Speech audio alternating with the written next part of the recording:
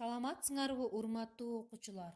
Бүгүнкү сабагыбыз окутуу кыргыз тилинде жүргүзүлгөн 10-класстар үчүн. Бүгүнкү темабыз жардамчы этичтердин түрлөрү. Алгач ирет биз силер менен жардамчы этичтер деген эмне? Жардамчы этичтер өздөрүнүн баштапкы лексикалык маанилеринин негизинен алыстаган болот да, негизги этиш билдирген түшүнүктүү маани жагынан толуктоо, жыйынтыктоо кызматын аткарат. Ал эми грамматикалык түзүлүшү жагынан жардамчы этичтер көбүнчө жак жана чак формада келишет. Жардамчы этичтердин төмөнкүдөй 3 өзгөчөлүктөрү болот. Биринчиси жардамчы этичтердин узакка созулушу. Кыймыл-аракет узакка созулушу. Жат, тур, отур, жүр, бер деген жардамчы этичтер аркылуу уюшулат да, башкача айтканда, кыймыл-аракеттин бүтүшү же бүтүү чеги көрсөтүлбөйт. Мисалы, жүрүп отурду, бара жатты, окуп жүрдү.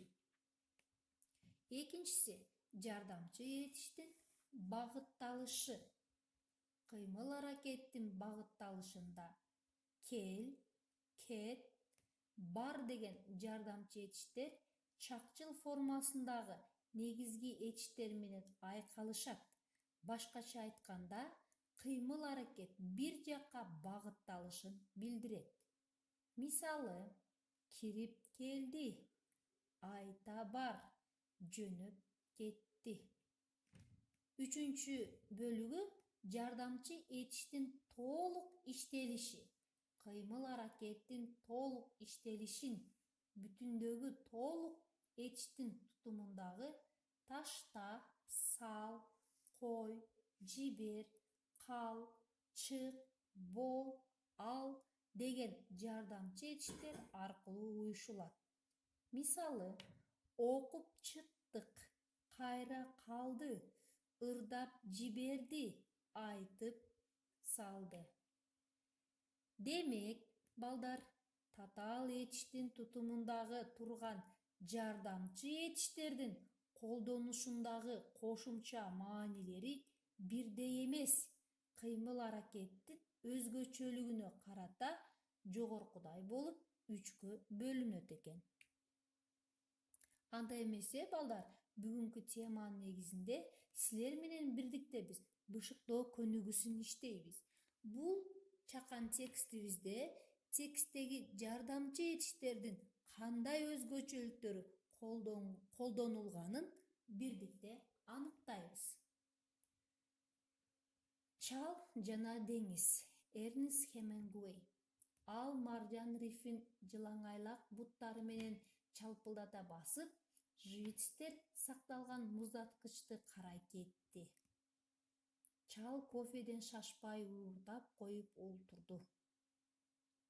Чал мурунтан эле жээктен алыс кетүүнү чечкен.